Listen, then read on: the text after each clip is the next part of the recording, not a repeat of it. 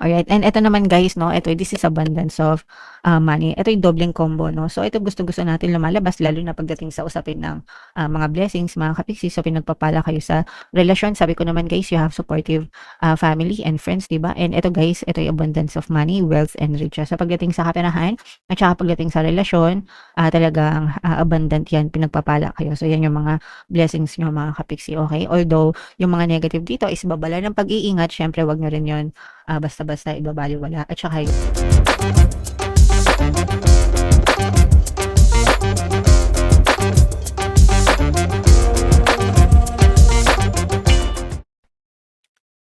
hello guys, hello Virgo, welcome back to Pinoy Pixie Tarot. Ang pamagat ng episode natin for tonight is mga blessings para ngayong June para sa Virgo, Sun, Moon, Rising, Sign, and Venus.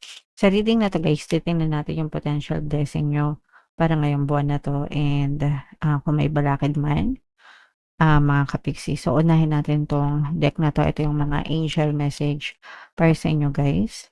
So, yung first message natin, ito'y tadhana, mga kapiksi, no? So, ibig sabihin, for some of you, pwedeng nakatadhana kayo maka-experience ng more blessings, more pagpapala ngayong buwan na to.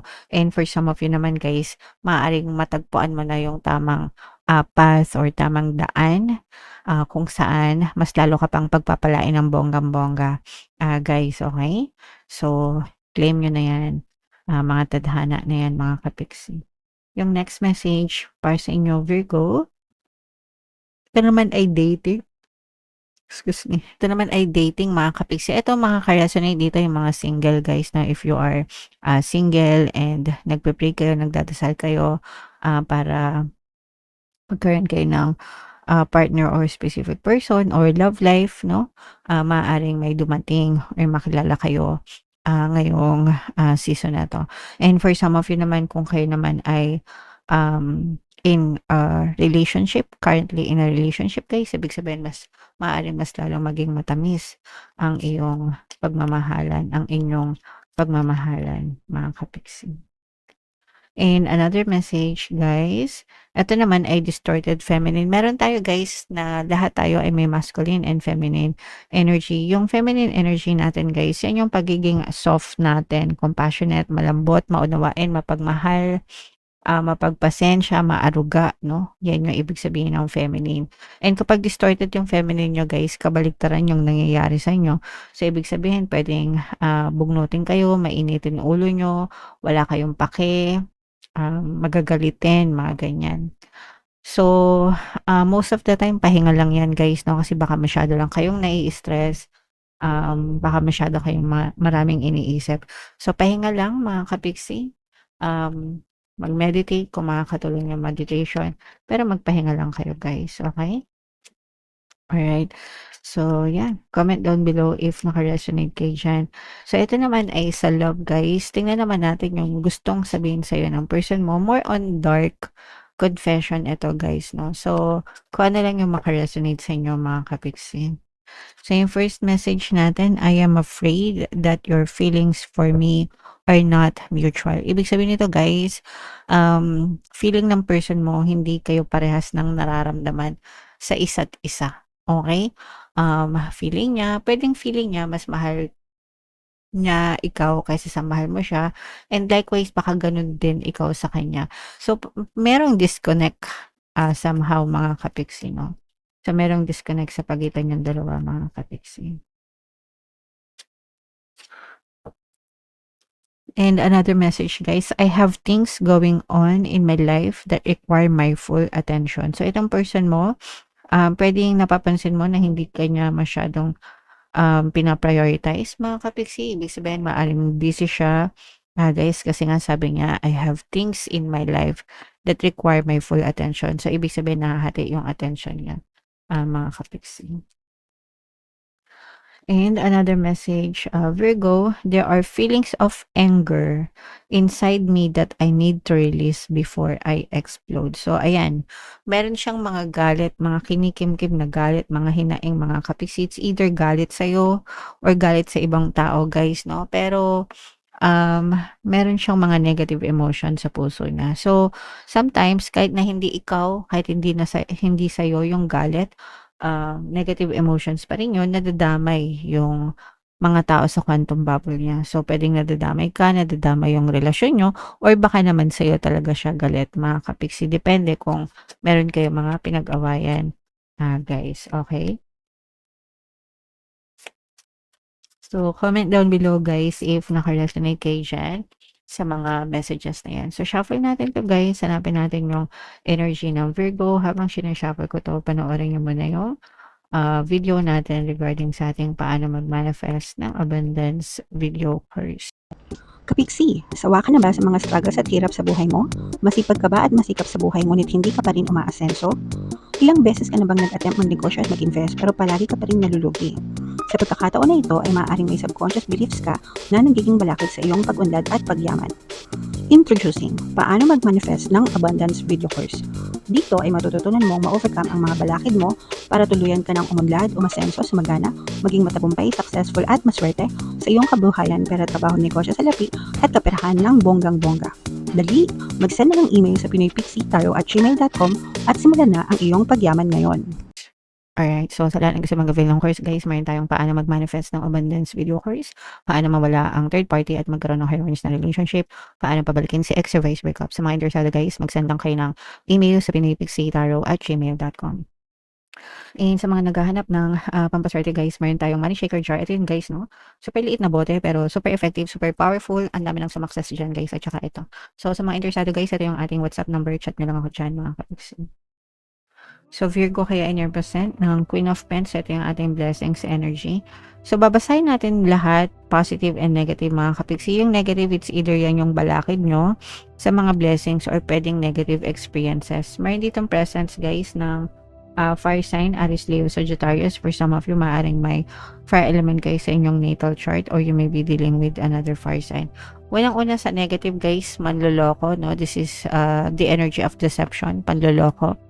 So, mag-ingat kayo, guys, no? Yeah, maaaring merong eto guys, may warning signs na 'to, eh. Meron ng red flags na nakikita kayo, pero yung iba sa inyo parang dinededma niyo pa. Puwedeng red flag ito sa relationship, deception sa relationship, mga kapiksi.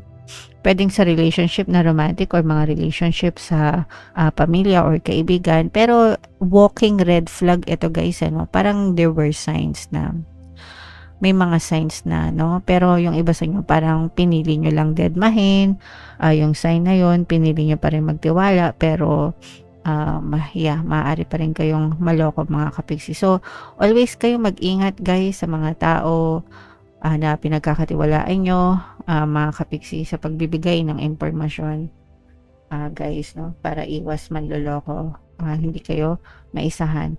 Aside dito sa mga deception na to or panloloko, may mga stress din. Itong stress na to guys, dahil ito sa mga obligations naman, no? Kung marami kayong obligation sa buhay, especially sa mga parents right now, kasi ito yung season na nagbabalik eskwela yung mga kapiksi natin. Baka may mga pinag-aaral kayo. Kapag may estudyante talaga guys, medyo magastos talaga yan. Kahit nasabihin natin sa public natin sila pinapapasok, kasi kailangan yung bilan ng school supplies, uniform, 'di ba? Enrollment, tuition, and yung baon, 'di ba? So kaya medyo stressful talaga for some of you. Yung iba, ganun klase yung stress na nakikita natin dito. Yung iba naman, dahil lang sa dami ng obligasyon talaga. Probably this is the reason kung ba't lumabas yung distorted feminine yung mga kapiksi, no? Yung pagiging mainitin yung ulo, bugnutin guys. Yeah. So, pahinga lang guys. Kung medyo napapagod kayo, magpahinga kayo para hindi kayo masyadong malunod mga kapiksi. Sa positive naman, ito yung mga blessings sa mga pangarap nyo mga kapiksi. Dito, nakikita natin na nagtutulungan yung mga pamilya nyo or sinusuportahan kayo ng pamilya nyo guys para maabot nyo yung mga pangarap nyo, yung mga dreams nyo. Kung meron kayong mga ambisyon guys, parang nagtutulong-tulong kayo. O kaya naman parang all out yung support, full support yung family mo para maabot mo yung pangarap mo. Okay? So, masarap yung ganitong pakiramdam na talagang sinusupport kayo ng family nyo mga kapiksi. Aside sa suporta ng pamilya guys, mararamdaman mo rin yung pagtulong ng ibang tao. Lalo na sa, kunwari may business ka, o kaya naman independent ka na nagtatrabaho or independent na kumikita, marami kang supporters, maraming tumutulong sa'yo, maraming nag-cheer para sa inyo, and doon ka kumukuha ng lakas sa kanila. Okay? So dito nararamdaman natin yung blessing sa mga pangarap mo, sa mga dreams mo, sa mga dinadasal mo, Virgo. Okay? Alright. So what else? Tingnan pa natin. Yung iba sa inyo guys, kung feeling nyo na stuck kayo sa buhay, kasi yung iba sa inyo nai-stuck sa buhay mga kapiksi, yan ay dahil sa karma guys, no? Minsan kasi hindi natin alam, karma always works, mga kapiksi. It doesn't stop. Kagaya din ng law of attraction, it doesn't stop mga kapiksi. The law of the universe, they do not stop guys, no? Pero some of us, hindi tayo aware dun sa mga batas ng buhay na yon. And yung iba sa inyo, kaya kayo na-stuck sa buhay is because of your bad karma, mga kapiksi. Although hindi naman lahat guys, no? Pag sinabing bad karma, good intentions equals good karma, bad intentions, bad karma. So kapag gumawa ka ng mabuti, syempre good karma yung balik yan sa'yo. And kapag gumawa ka ng masama, bad karma. So, minsan, may mga times na hindi natin alam, bad karma or bad intentions pala yung nagagawa natin. Kunwari, kapiksi wala naman akong ginawang masama. Baka naman nag-isip ka ng masama tungkol sa isang tao. Baka may sinabi kang masama tungkol sa isang tao. That's already a bad intention. Pinagchismisan nyo. Nung nagkwentuhan lang kayo, pinagchismisan nyo yung kakilala nyo. That's already a bad intention. Kaya yung mga marites dyan, mag-ingat-ingat kayo dahil nagtatanim kayo ng bad karma nyo mga kapiksi. Hindi nyo lang alam. Kala nyo joke lang yan, ganyan guys. Pero anything na bad yung intentions guys, kahit sa isip nyo lang mga kapiksi, no? Bad intentions na yan. So, para makabayad kayo dun sa mga utang na yon, karmic debts or bad intentions, do more good deeds mga kapiksi. So, mag-focus kayo sa kawang gawa, mag-focus kayo sa paggawa ng mabuti guys, no? Tigilan nyo na yung kababash mga kapiksi, yung mga nambabash sa social media. Kala nyo guys nagtatanim kayo ng bad karma, hindi nyo lang alam mga kapiksi. Akala nyo wala-wala lang yon guys. The laws of the universe doesn't stop, mga kapiksi. Okay? So, tigilan nyo na yan. Ganyan. Huwag na kayo makisabay dun sa mga trend or sa mga tao na mahilig mambash. Okay? Alright. And ito naman guys, no? This is abundance of money. Ito yung dobleng combo, no? So, ito gusto-gusto natin lumalabas, lalo na pagdating sa usapin ng mga blessings, mga kapiksi. So, pinagpapala kayo sa relasyon. Sabi ko naman, guys, you have supportive family and friends, diba? And ito, guys, ito yung abundance of money, wealth, and riches. So, pagdating sa kaperahan, at saka pagdating sa relasyon, talagang abundant yan. Pinagpapala kayo. So, yan yung mga blessings nyo, mga kapiksi, okay? Although, yung mga negative dito is babala ng pag-iingat. Syempre, wag nyo rin yun basta-basta ibabaliwala. At saka yung bad karma, mga kapiksi. Okay? Alright. So, yeah. Comment down below if feeling nyo nakaresonate kayo dyan, guys. And lahat ng mga magaganda, itong combo ng blessings na to, guys, i-mind nyo nasa comment section. For more tarot readings, ito yung playlist nyo. Ito naman yung ating success stories ng paano mag-manifest ng abundance video course. Panoorin nyo itong video natin, guys, about money shaker jars. Thank you for liking, sharing, and subscribing. See you next time. I love you all, guys. Have a nice day. Bye-bye.